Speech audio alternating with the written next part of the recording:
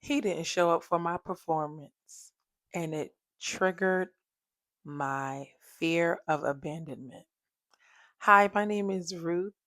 I'm 41 years old right now, and I help women in their 30s and 40s plus get to the change and get unstuck and rebuild and reinvent their lives. We rebuild, we reinvent with Ruth.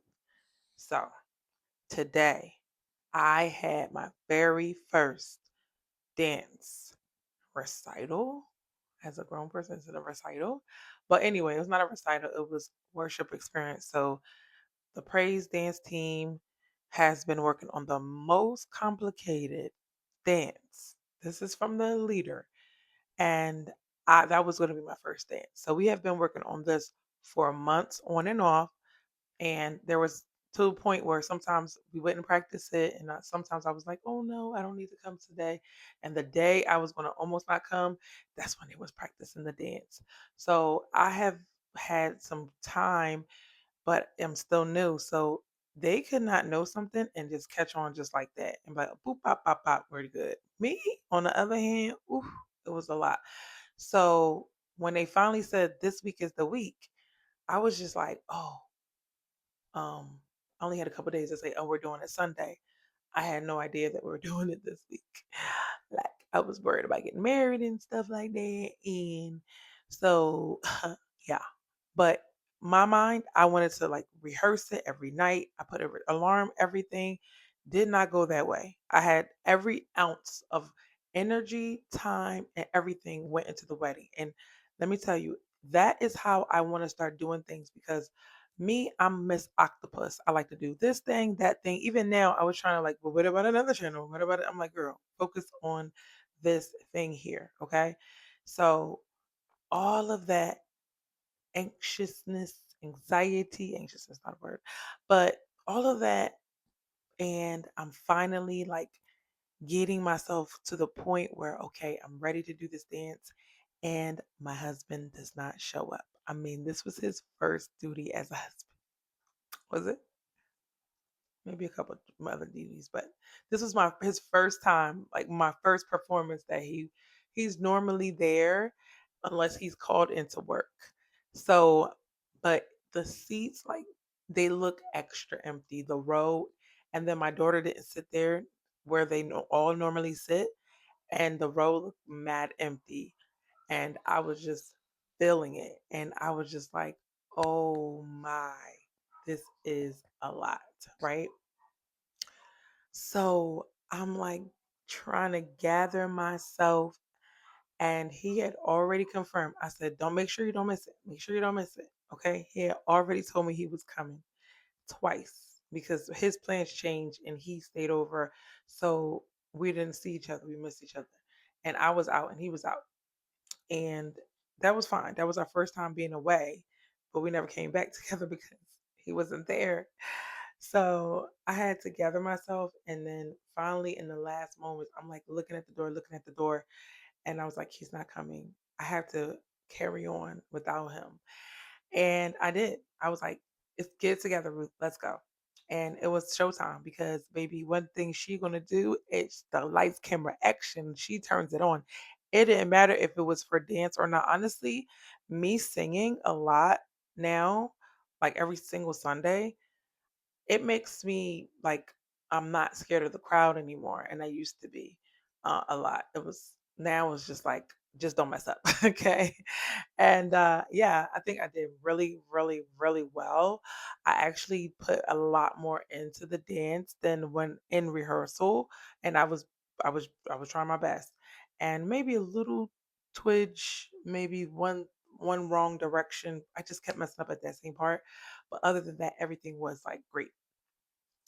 And yeah, I made it through. But in that moment, let's go back to that moment. I felt rejected. I felt abandoned. Now, I learned that rejection has something to do with your value, right? You feel less than. You feel like your worth is diminished. And abandonment has something to do with your safety. Like nobody's here. And that's when I learned I have more work to do. And it's okay. We let big things like a divorce or breakup or loss of a parent, and I've done through all of those three things. We think that those are the big moments that we need to heal from, but we may need to heal from the time that didn't come to your double dutch competition, or maybe that time where somebody missed your graduation or held up the graduation because you were waiting on them to come and they didn't come. And those moments, and you never get an apology, and it bothers you, right? But you have to keep going, and you have to heal from those moments, and you have to progress. And I was talking to somebody, and she was like, basically her mother was like mean to her, and her mother is never going to say sorry. Like, I'm so sorry, but she ain't never going to say sorry, and she's taking care of her mother. And you have to learn how to move on, release, let go, forgive. And there's parts that we do actions and we forgive with our actions, but sometimes we got to forgive that thing in our heart that's all tied up. That part right there, you didn't forgive. That's the part that's holding you up. And so I had to release and forgive and know that my husband is not everybody else. He's not everybody else. He's been there so many times. But every time it's like a good one, like a big thing he seems to be missing, not because he doesn't want to be there. I'm going to tell you why he didn't come, but because he's getting called into work or something crazy happens, right? And I'm like, that was the one time I tore the church up with the Lord, that the Holy Spirit was moving, and he was there. And this has happened multiple times. I'm like, why every time are you? But he's been there also when it happens. So, and it's okay. So that is how I felt, right? And I just realized it was a distraction. It was distracting me from being in the moment, from giving all that I have, from for letting this harvest come out from all the seeds of practice that I've sown, all the studying, all the working, all the trying, all the stretching, and now seeing the memorizing, the creating your extra strategies so you can memorize everything, all of that hard work, and now I'm gonna like throw it away because somebody didn't show up. Come on, this was my test, and I passed the test because I never snapped on him. I never got mad at him. I know when he sees this, he's gonna be like, "Really?" But I love it, right? Because he doesn't want to be seen in the less than light, but at the same time, he understands the cause, which I know the spirit of him will want me to share this. And that's what I love about him. Number two is what I know. What I know is that he loves me very much. And what I know is, see, people look at your situation and they're like, oh, that's not fair, or how she get a husband, or everybody not saying that, but somebody's saying it. Trust me, somebody's saying that, right? And they will say that to me, like to my face, like, "Oh, how you gonna have a husband? You have four kids." Um, but he is the good part of my life. But the other part where people just constantly abandon me, constantly rejected me, and still to this day are doing things that don't feel loving or don't look loving, you know? And it's like people, like some people, they just need so much work. They don't understand they're still hurting you. And it's okay, but you just gotta be able to deal with everything and learn how to emotionally distance yourself, even if the person's right in front of your face. And not allow it to hurt on you and not allow other people to bleed on you, because now you're giving me extra stuff. I already dealt with that. Now you're giving me extra stuff to deal with from my past that I didn't want to have to deal with because you're not even ready for that. And now I'm putting it on him. No, I'm not putting it on him. So I one of the questions in your mind is, do I matter enough to be chosen? And the answer for me is yes. Chosen. He chose me. Not only did he choose me to be his girlfriend, he chose to spend the rest of his life with me. So I've been waiting for him to say, waiting. I've been waiting. Right? I've been waiting on him to choose us, right? Choose love. And people act like it's a bad thing to be chosen, but in their heart, they want to be chosen. You want to be accepted. You want to be loved. Everybody want to be loved. There's nothing wrong with being chosen by the wayside note. But when you feel rejected, you feel like they did not choose you. See, rejection mean they chose something else. I was on the right, and your other choice was on the left, and you chose the left. And sometimes we feel rejected when our man wants to play, watch the game instead of hang out with us. We feel rejected for the smallest little things, and we need to bring it back in. He loves me, so why am I still acting like an action or an inconvenience is the display of his grand gesture of love? It's not. The other question was, or statement, maybe I'm on my own. Maybe I'm on my own. And the thought that I had when I was dragging the chair in is, I'm on my own, but that's enough.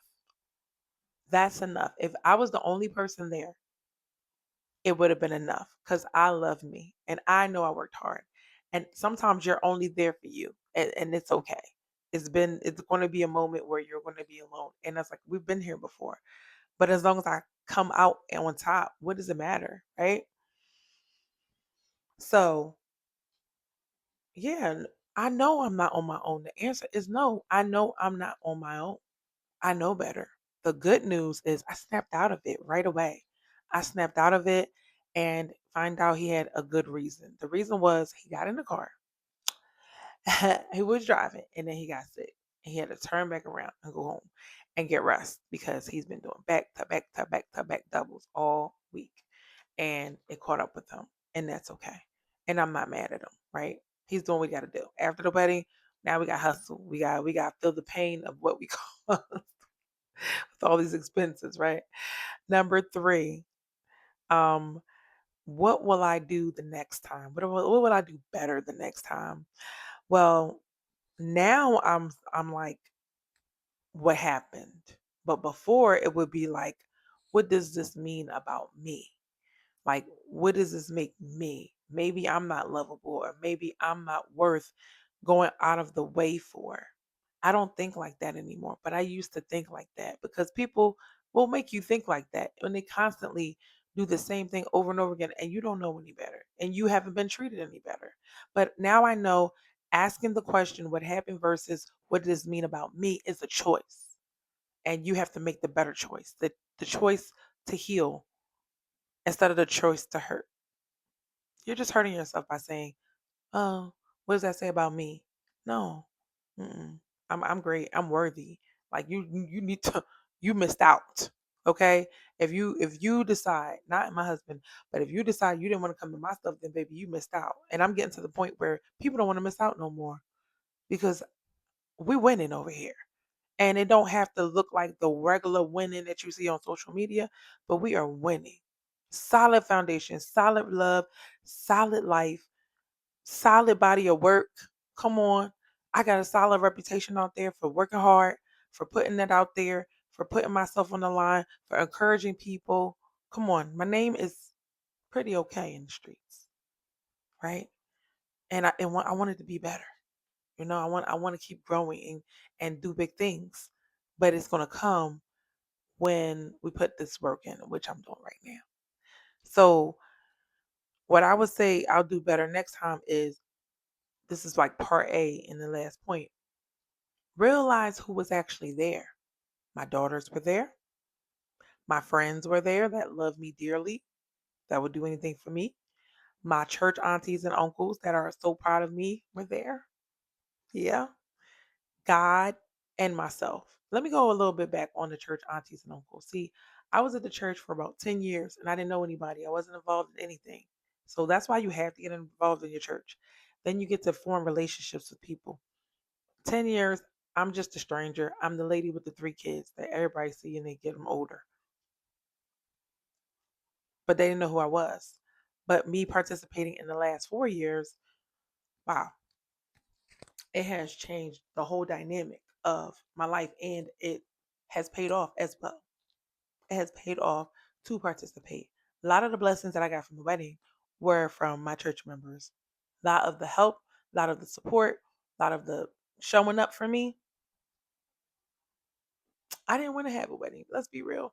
I didn't want to have a wedding because I didn't think people that were going to show up was going to be real. That, like, if they did show up, then they were going to be fake. Or if um they showed up, like, or they wouldn't show up, right? Well, it was one of the two. And that's when I was realizing, no.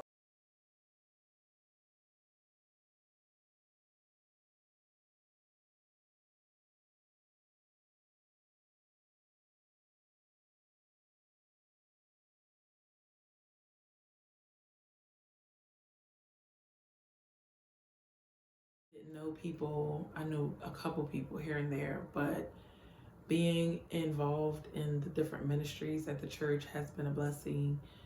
And I got to know a lot more people, know their names, know their family members, like how everybody's connected. I've been seeing them for a decade, right?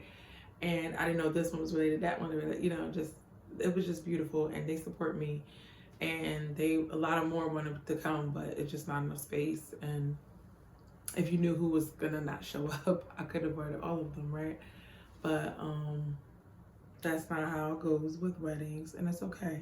But I do know that I'm loved and I am seen, and they were very proud of me and my efforts. And they were like, I didn't know you were in dance. Like, it was a nice surprise for them. And just, this is me, and I just realized, like, what a gift I am to myself, where I keep exploring new things and keep going for my goals and my dreams. And I really did a great job. Like, I really did a great job. Like, I literally will show you all the video of how I was trying, and the moment I got it right, it was on camera, and I got emotional. So I'm gonna work on other videos where it's not just talking head videos. I'm gonna show you my life as well. I'm excited about those and show you the wedding pictures. All that's coming. Don't worry. All right, back to topic. All right, you have to realize who was there. My daughters were there. My friends were there. My daughter actually worked with me, and um, she helped coach me in parts where I, was struggling, and it was easy for her. And she's 14 years old, so I was like, take that, girl, honey. It's your time to show your mama something, a thing or two. Like, show me. And she didn't want to do it at first because I don't know. I guess people at that age, you don't really believe that you can do much, like as far as leading people. And she did a great job. And my other daughter helped me, 18, Deja. So Leah's 14, Deja's 18, Emmanuel is 6, Sanaya is 21.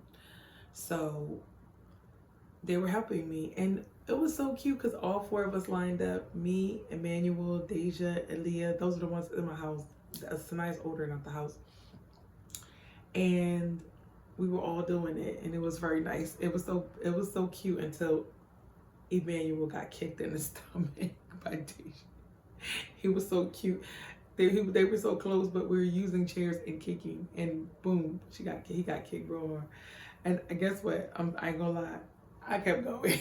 I was like, getting that so tired. She's the comforter for him anyway. Okay, comfort him. He'll be all right. Right. We have four. You were like a little like more lenient. I hugged him after I had him after. But he's a tough little boy. Yeah, so she coached me, who I had with me. I had people guiding me where I had to go. That were my dance members. They brought me extra uniform because it wasn't gonna come in on time.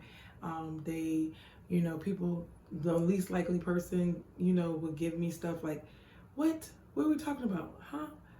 Everybody was showing me love, and that's who was with me. And then I was with the group, and we were moving as a unit, and we went through this together.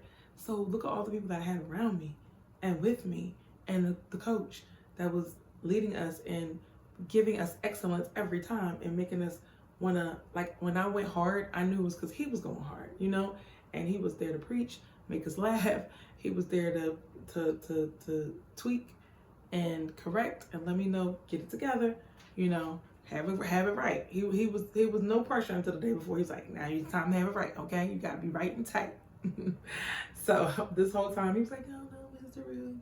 He's so nice to me. And then the day before he's like, now don't mess with me. And I was like, I'm already on it. I already know when people are operating in the spirit of excellence, they don't play, and neither do I. I never was like yada yada yada at the practices. I was trying to get it like the whole time, and I got it in the last second. But I got it, baby. That's it. That's what matters. So my question to you is: who is around you? Who is rooting for you? Who has your back? Who shows up for you? Do you have anybody that's like always there? You don't even notice them. They're always there, and they show up for you. Like there's little moments like it's me and Emmanuel when his sister's they're on vacation with her dad, and me and Emmanuel are like there for each other, you know, keeping each other company, and like, hey, it's beautiful, but he's always there. I could take him for granted and not realize, hey, that's my little buddy, that's my little companion. He's the one that's not. I probably would be scared in this house right now. Just me and him, I feel comfortable. I feel good, you know? And so I'm just so grateful for who I have around me, you know, that my kids can see me go for my dreams and goals. And I believe my other daughter, she's coming. I know she's coming. Once she see me dancing, she just start practicing with us, doing every move and everything. Was doing solos and everything, but she just gonna let her shine and take over. I'm gonna break for her. But the extra self, have you ever had a moment where you thought nobody was there? Turns out there were people there rooting for you all along. They were right around you. I need you to leave me a comment and let me know when you realized it, or even if it was hindsight, like, yo, you know what? People did have my back. I didn't realize that, you know? And I love that. I love that so much. So I didn't allow a moment, a fearful moment, to take me all the way back to act like nobody loved me. No, I can't say that no more. After the wedding, we closed the door on that. This was my test to see if I learned my lesson. I know people love me. I know people want to see me win. For a while, all I had was the internet. That's the only love that I got was on the internet. And I said, you know what? People mistreating me right now. I'm going to just pour my love out to the internet. And the internet gave me love back. I'm telling you. And I was meeting people in real life in my neighborhood, and they were showing me love. So that's all I had. That's all the interaction I had. That was the encounters I had, and it kept me going. It kept me moving. It kept me pushing until I could have real life friends back in my life. You have to go through your ups and your downs. You got to keep those people with you and realize they're not perfect.